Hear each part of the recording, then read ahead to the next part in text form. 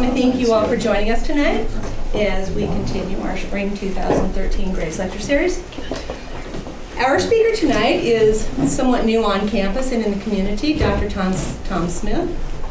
He joined the faculty, I believe, in fall 2011. We kind of went back and forth on that, but I think it was 2011. He's a historian and also a member of the faculty in the Social Sciences and Communication Arts Department. Prior to coming to Chadron State College, Tom was a visiting assistant professor at countless universities. Most recently, at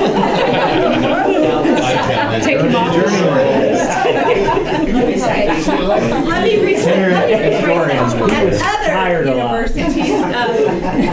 Anyway, most recently, University of Reno, or University of Nevada at Reno. So. Wow. I am not going to say the title of his talk. It's quite lengthy. I'll let him have the privilege of doing that. But I would like all of you to please welcome him, Dr. Tom Smith. Thanks for that. Familiar faces. This is great. My title is really long, and I've sort of moved away from it. So I'm just going to start talking. We'll title it together at the end. How's that? Okay. In 1897, Henry Sylvester Williams, a native of British Trinidad, started the African Association in London. As intended by its aims and objects, the association understood its project as international. As such, by 1898, the association had a plan to host a conference in London that would correspond with an important international event. And I have to have a little bit of a break here because I'm so happy everybody's here, but especially Maggie. Oh. Because Maggie speaks exquisite French. She's going to help me. Oh, no. Maggie, take it over. L'Exposition universelle de 1900. Doesn't that sort of raise the level of everything? Yeah. Absolutely. So the African Association thought they should host a conference in London to coincide with a very important international event. And this Paris exposition is part of this World Fairs phenomenon that I will discuss. Well, the association succeeded in its goal because the first Pan-African conference was held in 1900, in the summer of 1900, in the midst of the Paris 7-month-long exposition.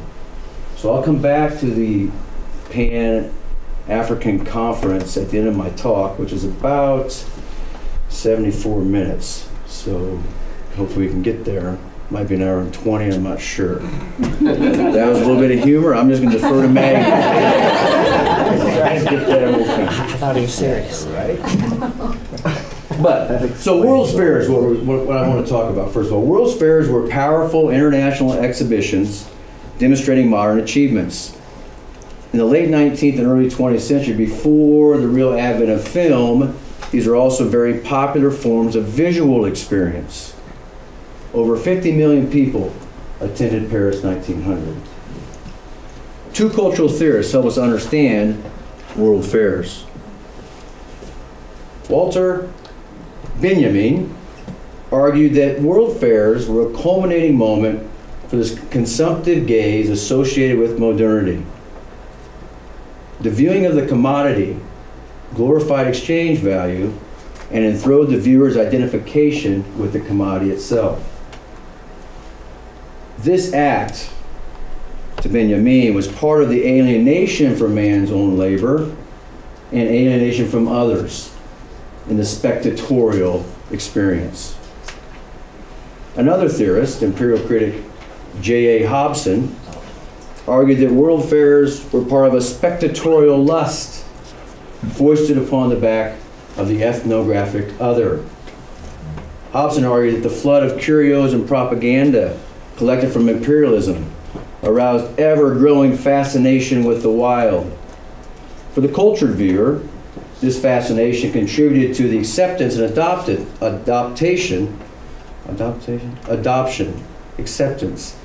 contributed to the acceptance of the civilizing mission of imperialism. And viewing the ethnographic other made a sensationalist appeal to the primitive lusts of the popular masses. So at one level, the cultured viewers of these world fairs would see the ethnographic other and say, ah, it's our civilizing mission to uplift At another important level, the other masses, the popular masses, would see the ethnographic other and be involved in sort of spectatorial lust about the wild and the exotic. As both Benjamin and Hobson argue, the Midway phenomenon, and Midway is the center portion of the world fairs where all the entertainment takes place. So on the Midway and the world fairs more generally, both theorists argue that they were intimately connected world fairs with Euro-American imperialism. Historically, there's perhaps no more readily available platform upon which to affirm the racial hierarchy informing Euro-American imperialism than African peoples. Two other World's Fairs are instructive with this regard. The Greater Britain Exhibition of 1899 and the Pan-American Exposition of 1901. Greater Britain you probably have never heard of. It was a relatively isolated fair, only about 5 million people attended, but the Pan-American Exhibition is seen as sort of the coming out of the United States as part of this imperial, a part of the imperialism of the turn of the 20th century. This is where President McKinley was shot, et cetera, et cetera. At the Greater Britain Exhibition, the only act performed on the Midway, actually performed, was this: Savage South Africa. Savage South Africa promised a vivid representation of the wilds of Africa and pressed the stark line between savage and civilized, catering to the crude lust of the white metropolitan public.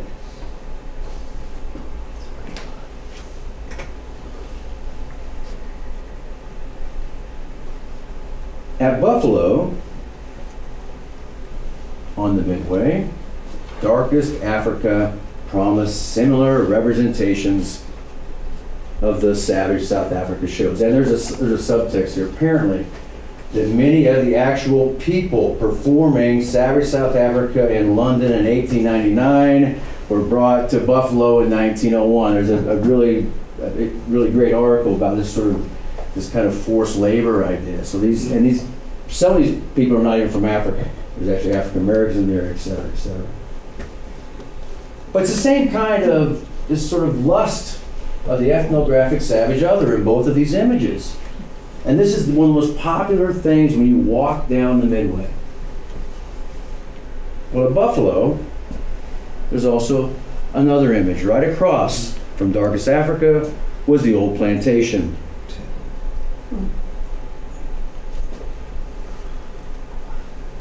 These spectacles, Savage South Africa, Darkest Africa, and the old plantation, were safe for consumption. The performance of spear-wielding Africans depicted a savage other found somewhere on the edges of empire or somewhere way outside of time. That's alluring, but it's safe to the viewer. The old plantation depicted a time of static, contented slavery before abolitionism, 1833 in the British Empire. Emancipation, 1833 British Empire, Emancipation United States, 1864. 65. Around there, 65. Something. But these images are safe because it's before emancipation had loosened the threat of the black male subject and citizen. And really it was this, the black subject and citizen, that was the most threatening to white society.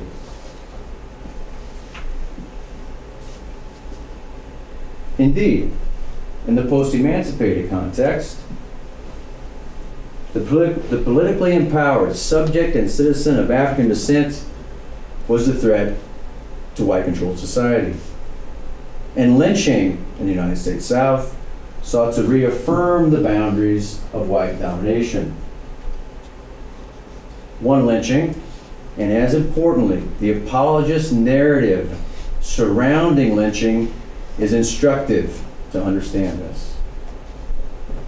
In late January of 1893, the community authorities of Paris, Texas, charged Henry Smith, a black man, with the rape and murder of a white female child named Myrtle Vance. After a 3-day manhunt, Smith's pursuers captured him in Arkansas, and on a scaffolding back in Texas, prominently marked with the word justice, several people, including the mayor, the father of Myrtle Vance, lynched and burned Smith in front of a throng of thousands.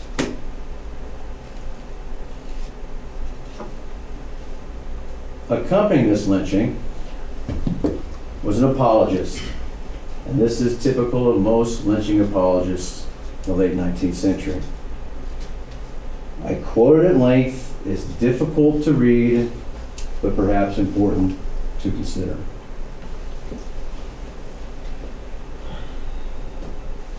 A brawny, muscular body, surmounted by a small head, developed wholly in the direction of animal passions and appetites, devoid of any humanizing sensibilities or sympathies, a quiet, industrious servant when sober, a fiend incarnate when in liquor.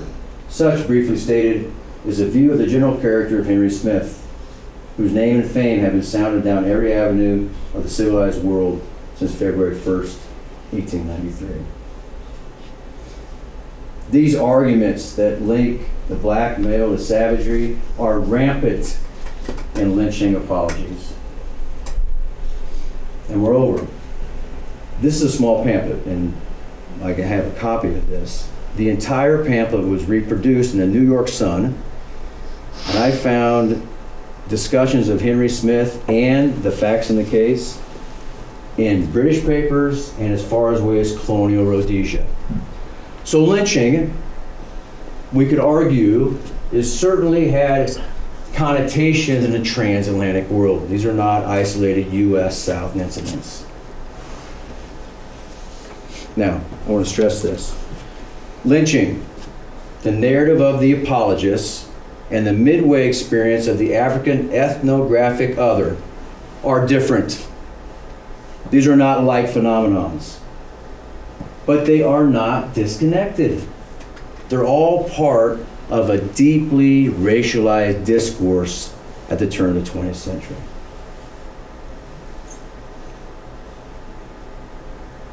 This discourse, lynching, the midway, representations of African people as stereotypically savage, deeply offended a host of reformers of African descent. One such reformer was Thomas J. Calloway. Calloway, African-American, transatlantic figure, participated in the Pan-African Congress of 1900, wrote for a newspaper, probably the most popular black newspaper in the United States, called the Colored American. He was also the co-architect, along with, the name you know, W.E.B. Du Bois, of the American Negro exhibit at Paris in 1900. The Midway itself, although the Midway is this avenue of the projection of the ethnographic other, was not only promoted as a spectacle, but the Midway was promoted as an educational tour through the stages of mankind. Thus, this crass objectification of the savage other sets aside the imperative of progress inherent in all world's fairs. And while Paris had its Midway, Paris also had the Musée Social. Not bad, man. The Musée Social. Why you get a French word right, I say it 4 or 5 times. Musée Social. This is, and I couldn't find the picture fast enough to get on the PowerPoint, but it's a large hall that was dedicated to showcasing transatlantic social progressivism and social welfare.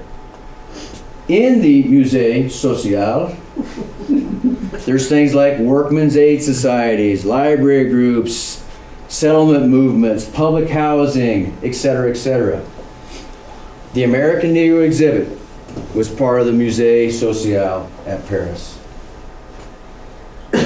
Thomas Calloway, echoing the African Association, saw the exhibit as an opportunity to challenge what he saw as the prevailing stereotypes in a highly international forum. His letters say this is the opportunity.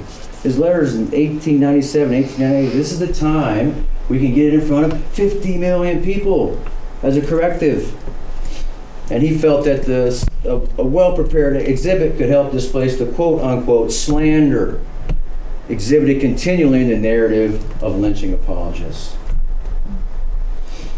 So the American Negro exhibit at one level is a testament. This is the front piece of it. You might have seen this somewhere. This is at the Musée Social, at Paris. It's a testament to progress of African Americans, and this is something we have to clarify. It's about African American peoples. It's not about African peoples broadly.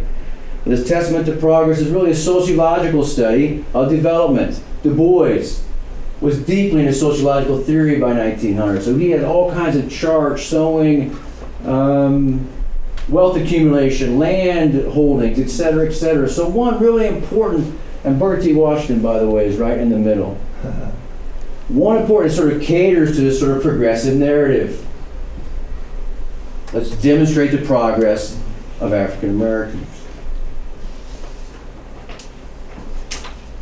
But at the American Negro exhibit, now remember that these world fairs went on forever, seemingly. Paris was 7 months. Actually, Paris was cut short because McKinley got assassinated in 1901. Does that make sense? Mm-hmm. Yeah. There are over 500 pictures to be consumed by the viewer walking through the American Negro exhibit at Paris. 500 images like this. So in dramatic fashion, the American Negro exhibit represented African peoples outside of this portrayal of being outside of time, or portrayed as a savage other. And at some level, these pictures exhibit some kind of subjectivity for the African person. And so instead of seeing African peoples in static positions or as spectacles for consumption, the images of this exhibit elicit a different sense of awareness, one that must consider the subjectivity of the other.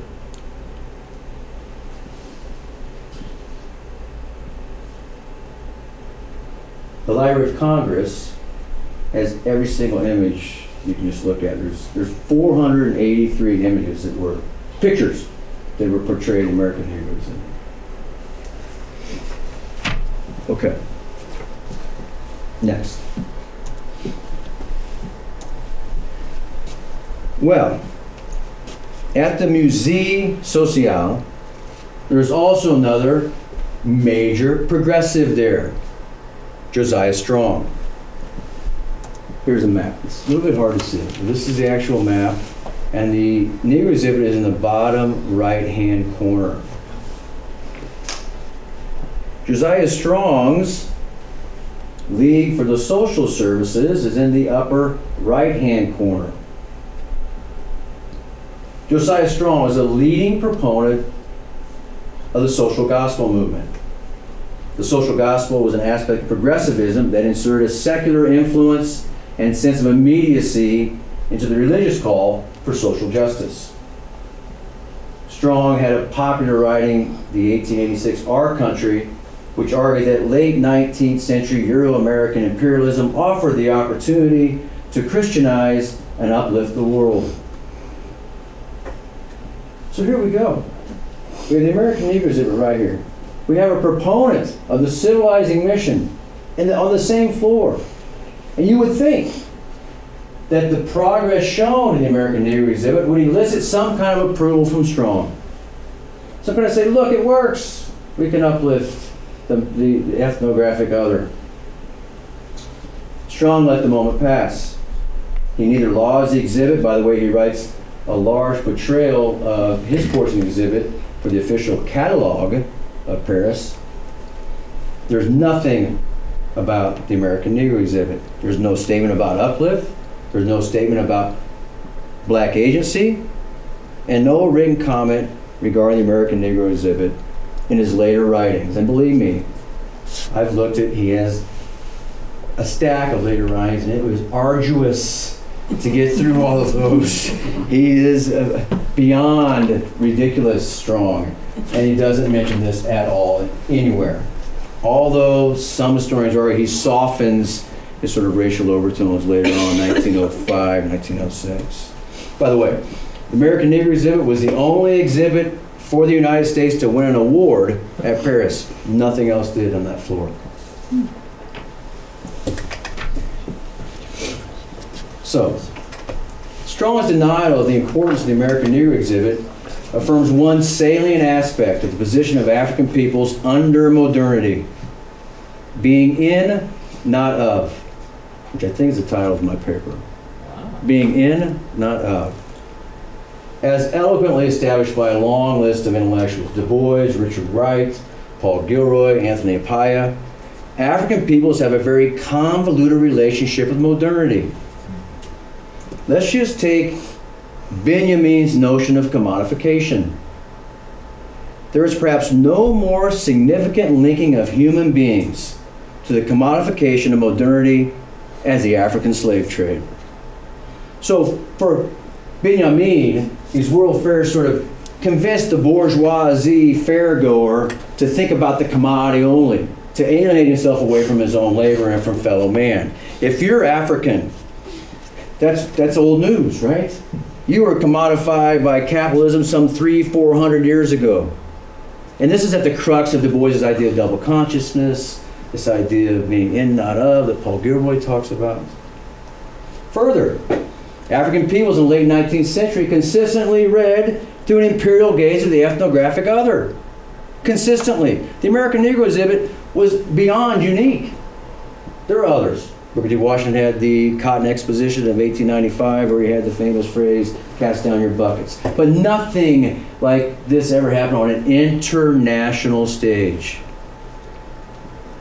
Further, constantly being depicted as the ethnographic other, the progressive zeal simultaneously said, hey, have progress and we'll bring you into the fold. So again, this relationship with modernity, I think, really demonstrates the example of all of these theorists' idea of African peoples being so close to the modern moment, but not really being there. Indeed, the proximity of the American Negro exhibit, near but not of, the other U.S. exhibits at the Musée Social, is symbolic of the position of black progressives. They were subject to the same forces of modernity that pushed social reform, but their place within that movement was always ambiguous.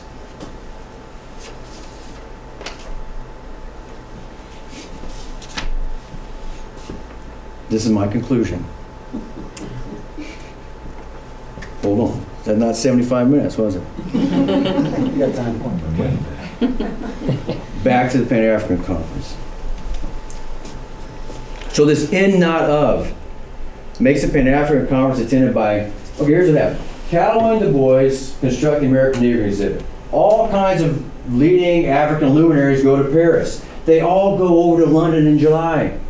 And so Du Bois, Calloway, Frederick Loudon, T. Django Jababu from South Africa, a whole host of leading Africans cross the English Channel and go to London. So this in, not of makes the Pan-African Conference really important in the history of protest. First, the Pan-African Conference claimed its project as international.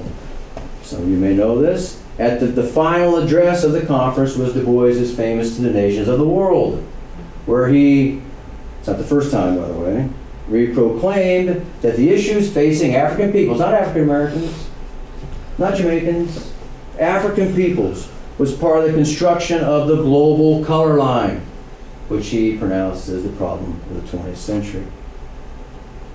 Now certainly the conference invoked older strands of paternalism, but it was not satisfied with progressive paternalism.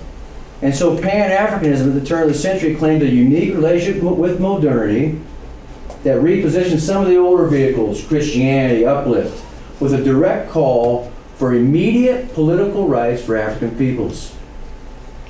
This push did not result in immediate rights for subject and citizen for African peoples either in the empire or the United States. But its message contributed to the discourse of progressivism and was a major contributor to the longer transatlantic civil rights movement. How do you say it in French? Merci.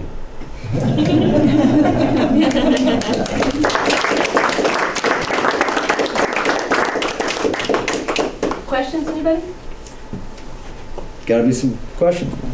How long was that, by the way? What time though? I think it's just the right. 20? 30. 30? Go ahead.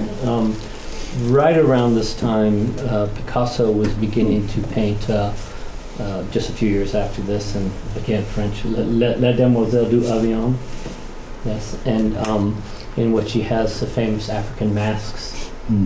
How does that fit into this as kind of a cultural rating of African ritual objects for modern art? Does that have any? No, it does. I think that what's interesting about Pan-Africanism is that it not only wants to claim inclusion in Euro-American society. Pan-Africanism wants that inclusion based on some kind of appreciation of its own cultural past. So I'm not familiar with the mask, but this idea that generally this time period is seen as the nadir, the depth of race relations. But this idea that these actors are only just capitulating to the bourgeoisie norms of progressive standards is overdone. So these Pan-African peoples, and have all kinds of evidence of this, say we can be included in this idea of Anglo-American liberalism and inclusive political rights, but we can still retain some kind of cultural difference. The slippery slope then is, right, when this cultural difference becomes what's called black nationalism. And so this is sort of the Back to Africa movement, which Marcus Garvey will come up with. And by the way, Marcus Garvey's mentor, J. Robert Love, his picture is at the American Negro exhibit, and he was a participant in the Pan-African Conference. So Pan-Africanism is, I think, it's a contested historical term. But in my time frame, turn of the 20th century, it could also bring in a positive acceptance of cultural difference. But there is a slope, right? So once you start celebrating ritualized mass, then how far are you away from spear-wielding Africans, et cetera, et cetera. Any other questions? Yeah, I have a question. In your research, have you run across any of this similar phenomena with the ethnocentric, or what we call ethnographic other? Right. In terms of other races, Sure. Asian, Yeah. indigenous, American? Well, okay. At all these places, there's a gradient of racial hierarchies. So, for example, in Buffalo, a big exhibit is the Filipino village, right? The newest imperial possession. At Greater Britain, there's a whole host of peoples from Hong Kong, and this British possession. So there's always a racial gradient. There's Native American, Indians, all these things. But Africans are always, they're that time and true tested. It's sort of the ultimate foil, right? I mean, the most popular exhibit was consistently Savage South Africa and Darkest Africa. But you went through this whole progression, right? And so, yeah, in this imperial worldview, there's all sorts of ethnographic others. And that has a lot to do with, there can be European ethnographic others, immigration debates, et cetera, et cetera. But again, what I'm trying to argue is that African body, right, that black male body that begins to sort of threaten this idea of white domination politically, there's heavy baggage associated with that. Joe. Out of curiosity, with the 483 plates that are in the Library of Congress, has anyone studied them to see that the way that they were used is showing maybe that as people become more advanced, there's a lightening of the skin tone? Because sometimes people have suggested that there's a hierarchy within black culture based on the skin tones. I'm just wondering whether anyone's examined those plates to see if that presentation of the Pan-African movement kind of shows that sort of internal racism as it's been labeled by others. Certainly. And by the way, there are scholars much more eloquent than I the study of the American Negroes. There were Deborah Willis, David Levering Lewis, these other people. There's a whole trove of this stuff. But yes, there is this idea that there's some kind of differing skin tone that may talk to progress. Now, it's not, I mean, there's no what do we call those things? There's no placards. Right? There's no placards on these photos. This is literally an engagement with the gays. And so it's not instructive that way to say, hey, look at this progressive African American who has whitened, et cetera, et cetera. But there are aspects of it. There's also one thing I didn't have time for was that there's a lot of men in military garb in these. There's a consistent demonstration of sort of this military idea of civility, propriety, manliness, etc. Well, isn't this time period, I mean, in addition to the blacks being the quintessential example of what you're talking about, there are all these ethnographic studies and racial studies and so forth, and somebody was talking about other examples. I mean, another paradigm is the Irish, the way the Irish are portrayed, ethnographically in England, they're portrayed as apes. Well, certainly we know that, right? The Celts and the Teutons. Certainly the history of ethnography and race, this is still sort of this. Remember the description of Henry Smith with small skull? This is the craniology kind of stuff. But there's a change on the horizon. Franz Boas is starting to write in 1896, right? There's a change. And Mary Kinsley is a British female who lives in West Africa. And there's a sea change, subtle sea change going on about how race is apprehended. And I argue that this is part of it, right? This is a different kind of. If you say that African peoples have subjectivity, it just throws the whole thing up in the air, and then we can start talking about something else. Now, Boas won't really. I mean, many people talk about Boas' sort of inherent racism until probably later, like 1908, 1910. There's a problem with anthropology, or colonial science, by the way, ethnography from the colonial mind, moving towards this idea of acceptance of difference within some kind of inclusive backdrop of belonging. Just a real quick story, and then I wanted to comment on the story. In 1996, when I was finishing up at Florida State, my grad studies at Florida State, I had a friend who was a sculptor, and he got hired by Disney to work on the Tree of Life sculpture when they opened up Animal Kingdom, and they built a African village there, and they brought in real Zulus from Africa who are thatch workers to build the thatch roof. So aside from the fact that you're authenticating a fake thatch roof, okay, but what they did though was they put these Zulus out into the basically forest in trailers while they're working on this, thinking that's how they're comfortable. They're comfortable, but of course they're all like, no, we want to be in a nice hotel and have the nightlife of Orlando. There's a lot to do. And they're shocked by it. So is that connected to this in any way?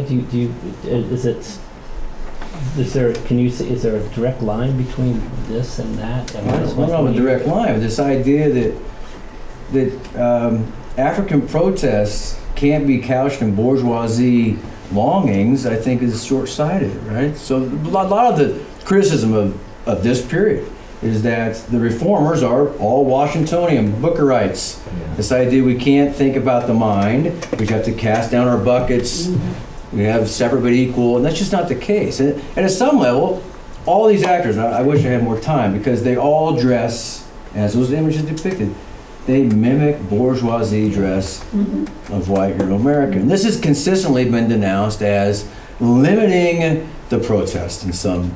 And there's some validity to this, right? You don't want to be pandering to the bourgeoisie standards, but I think it's just fundamentally different. And when you start throwing in political rights, which is really what my larger work is about, that forever this paternalism is about uplift to God and stand tutelage through education, et cetera, et cetera. By 1900, this has worn so thin that people at the center of this are arguing not only for African American rights or for rights in the Cape Colony in South Africa, but they're saying there's a sense of immediacy to all this, saying, call us what you want, we have bourgeoisie attributes, but we want political rights.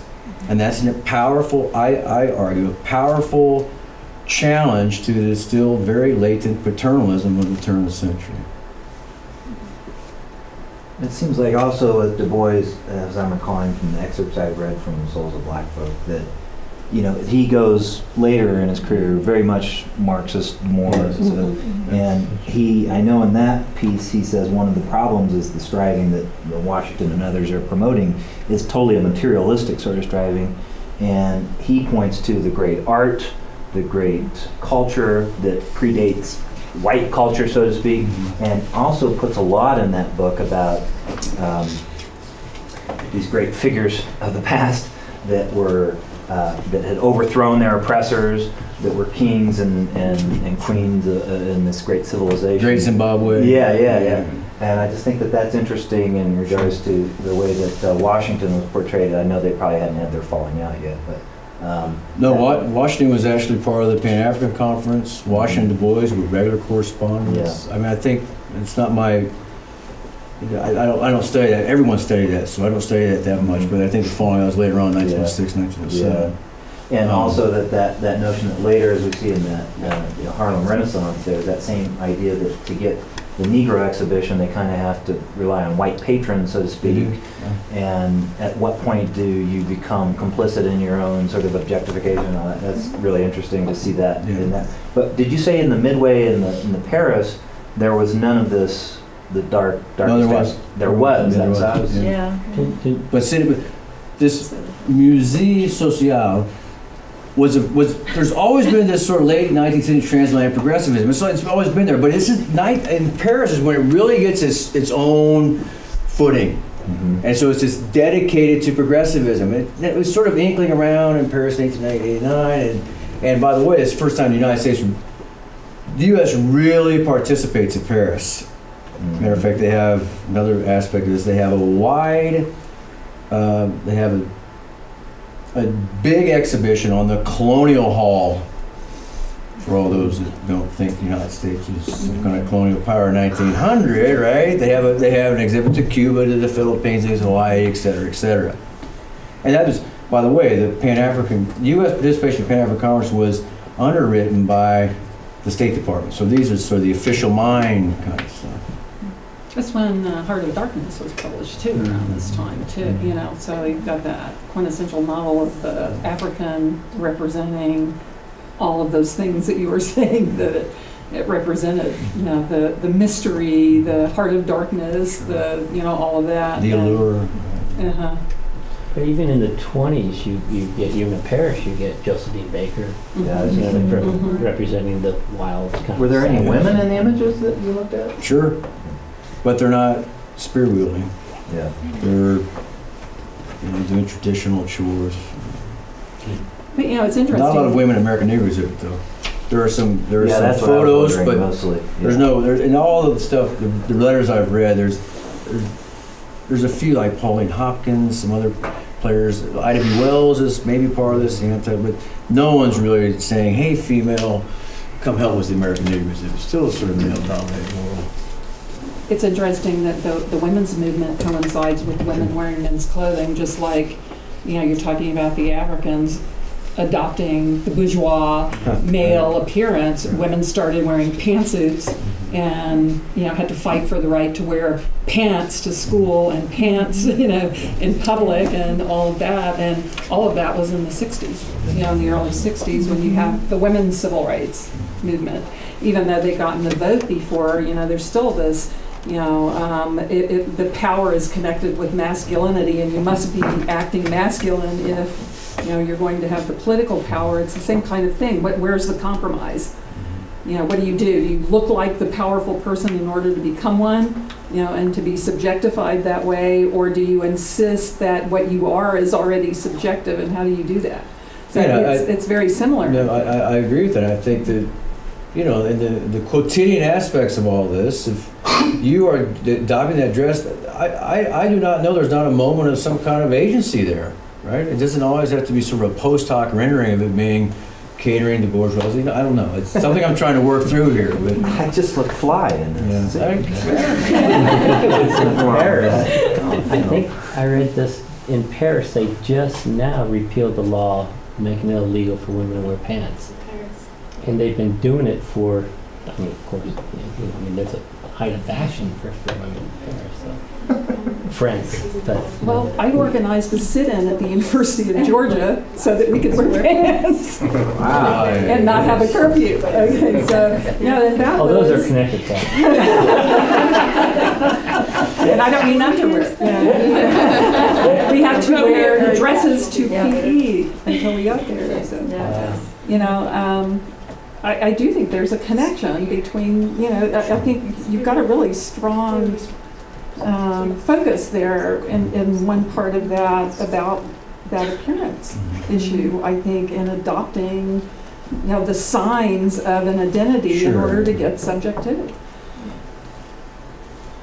Postcolonial theorists talk about this mimicry and all these kind of ideas. This is not some sort of one-way power dynamic. This is opened up.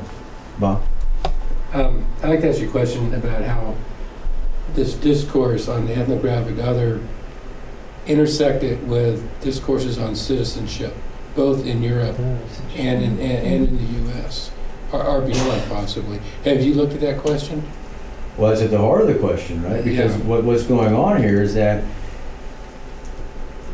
in this sort of progressive man, what really happens in the late 19th century is you can't hold on to these other ideas that it's some kind of missing, Africans are a missing link, or they're inherently, I mean, Darwinism has taken over, right? It's all about this evolutionary progress. So what begins to happen is that the paternalist message shifts to education models.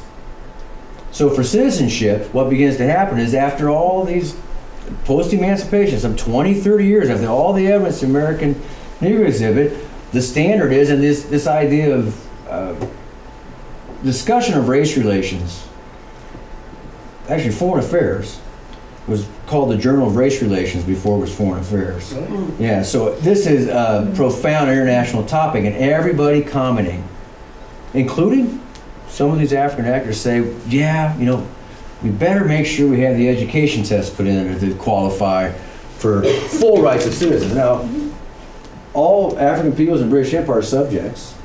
All African Americans in the United States are citizens, but they don't have the full rights of citizenship through all these kinds of Jim Crow laws and the reduction of the ballot. In the Cape Colony in South Africa, the original Cape Constitution in 1856 was suffrage for all males, period. In the 1890s, it starts to trickle down, trickle down, trickle down. So citizenship is central to race.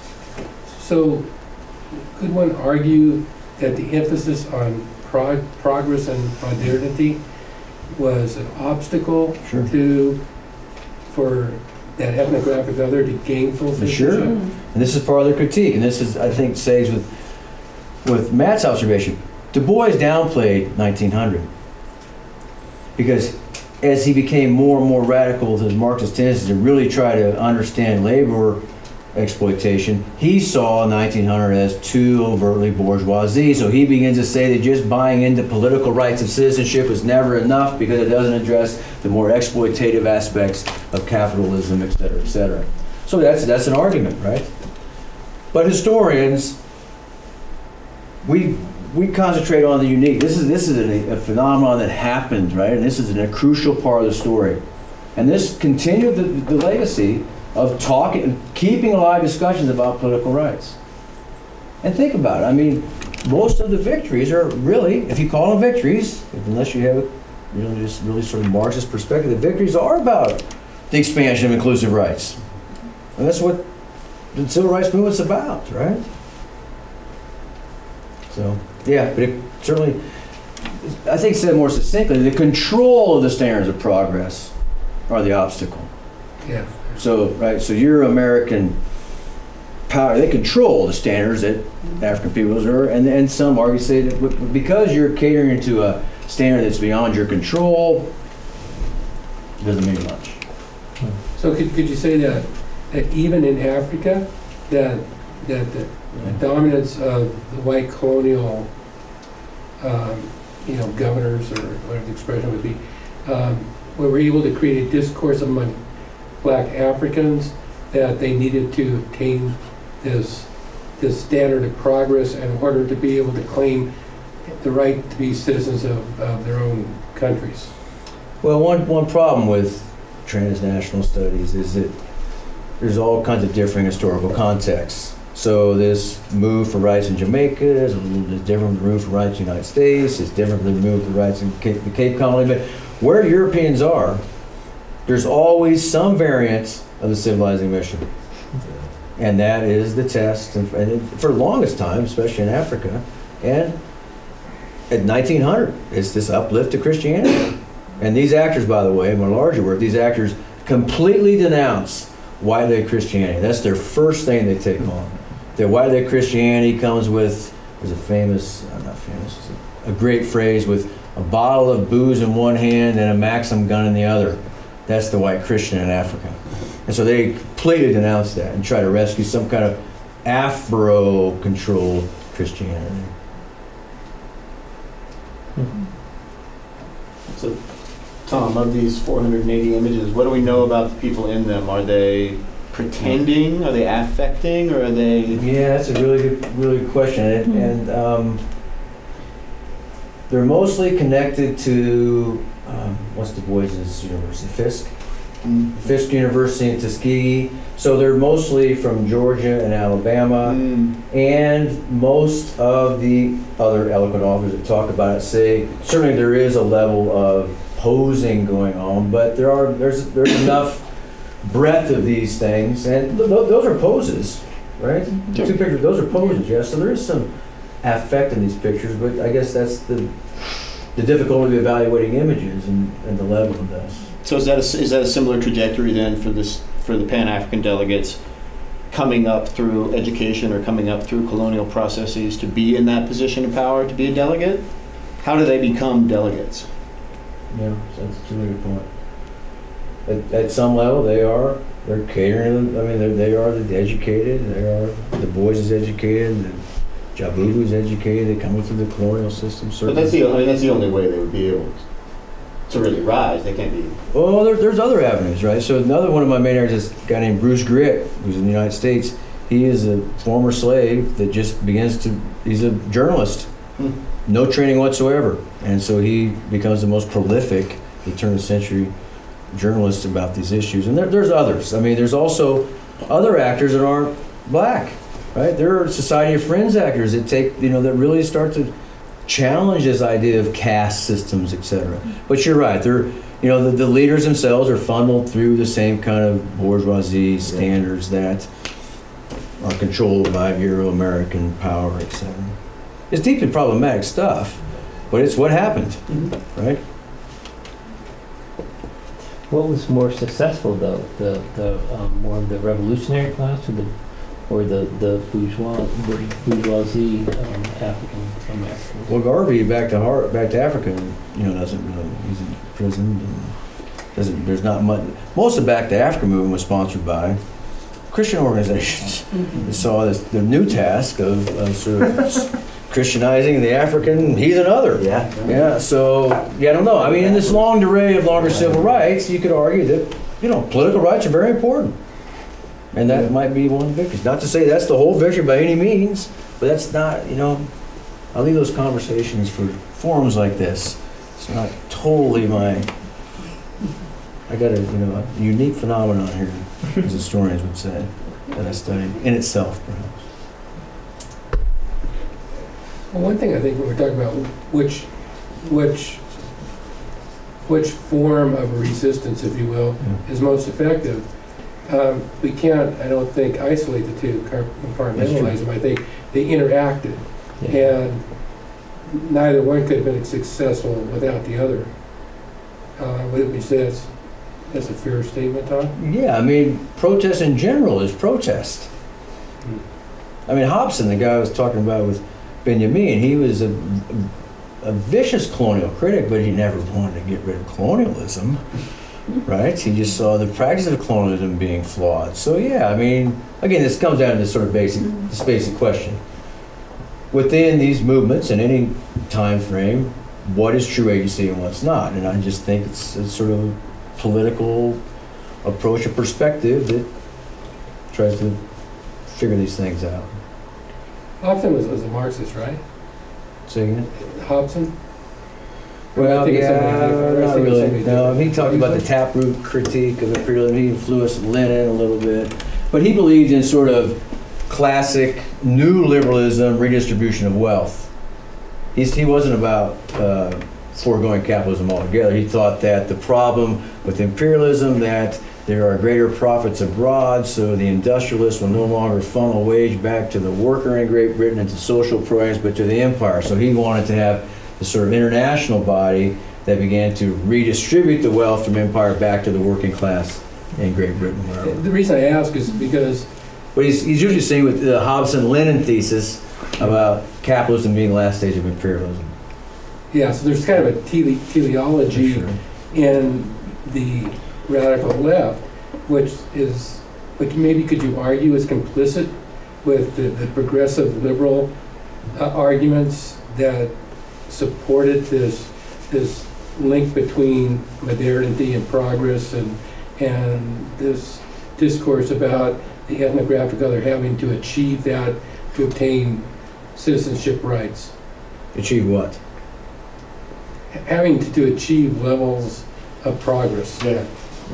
And so in a sense, the radical left would be complicit in this argument to the extent that it's a teleological argument of progress. Sure. And that, that's these societies, these peoples That's right. have to progress so far before they can, obtain the more progressive ideal social state. As is capitalism. Yeah, and the same thing. Yeah, I mean, Sure. so there's some similarity and overlap there. Certainly, yeah.